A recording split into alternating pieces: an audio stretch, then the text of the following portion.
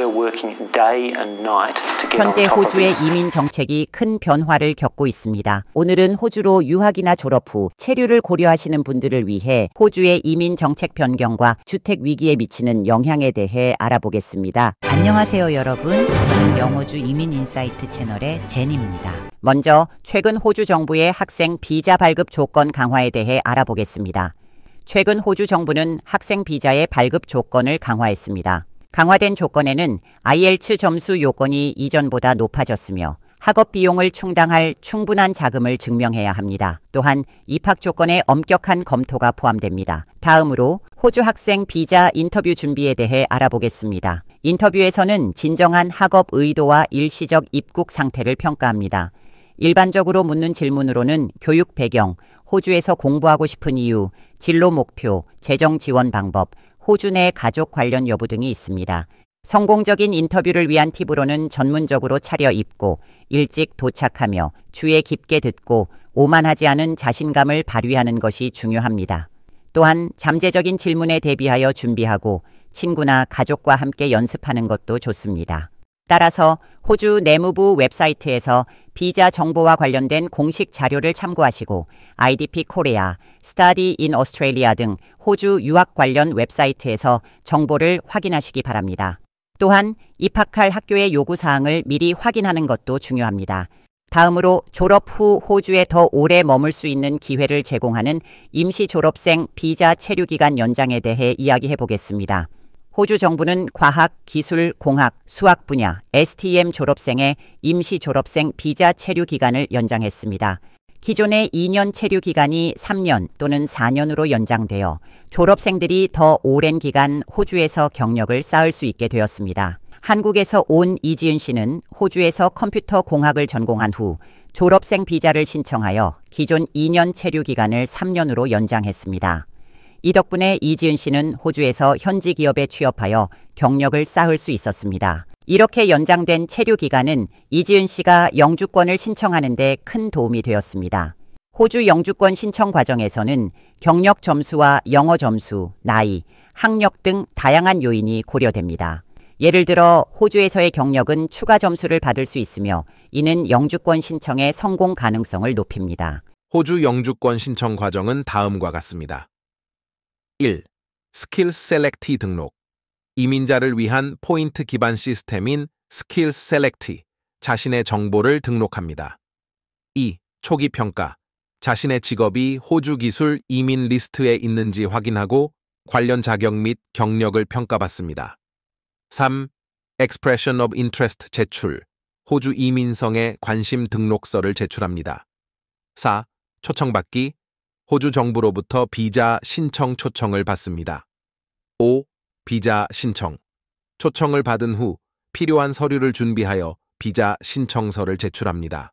이민 점수 체계는 다음과 같은 요소들로 구성됩니다. 나이 18, 25세 25점, 25, 32세 30점, 33, 39세 25점, 40, 44세 15점, 영어 능력 IELTS 7.0 10점, IELTS 8.0 20점, 호주에서의 경력 1, 2년 5점, 3, 4년 10점, 5, 7년 15점, 해외 경력 3, 5년 5점, 5, 8년 10점, 8년 이상 15점, 학력 박사 20점, 학사 석사 15점, 호주 학위 5점, 기타, 배우자 점수, 지방에서의 학업, 특정 분야의 학위 등.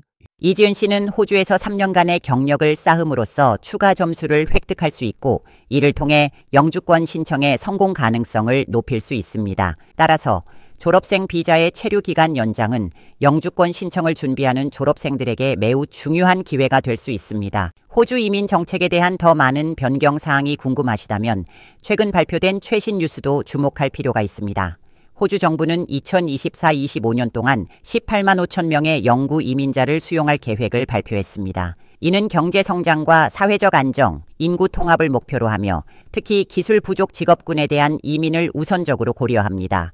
기술 부족 직업군에는 IT, 엔지니어링, 의료, 건설, 교육 등 다양한 분야가 포함됩니다. 또한 새로운 기술 수요 비자가 도입될 예정입니다.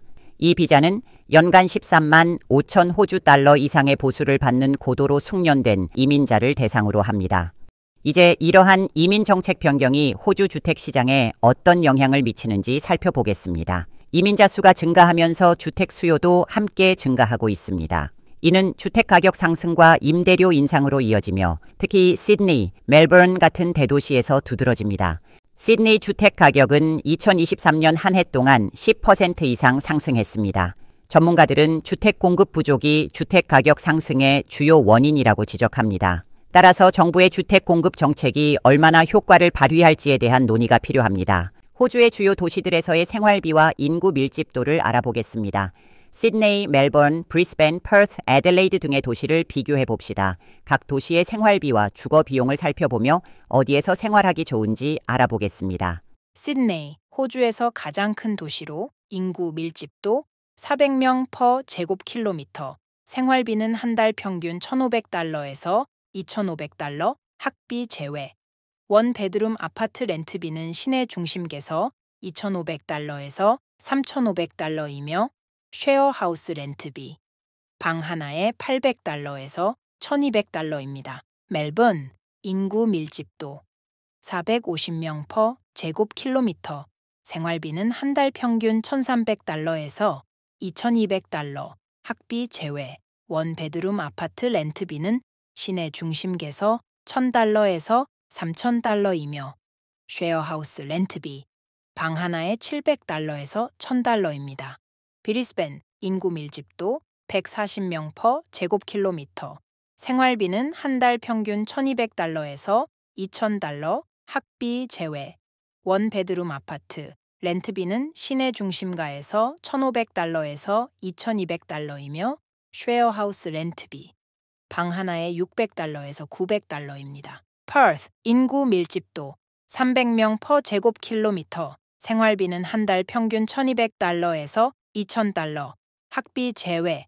원 베드룸 아파트 렌트비는 시내 중심가에서 $1,800에서 $2,500이며 쉐어하우스 렌트비, 방 하나에 $600에서 $900입니다. 애들레이드, 인구 밀집도 400명 퍼 제곱킬로미터, 생활비는 한 달 평균 $1,100에서 $1,800, 학비 제외. 원 베드룸 아파트 렌트비는 시내 중심가에서 $1,400에서 $2,000이며 쉐어하우스 렌트비, 방 하나에 $500에서 $800입니다. 이상으로 호주의 이민 정책 변경과 이러한 변화가 주택 시장에 미치는 영향에 대해 알아보았습니다. 감사합니다.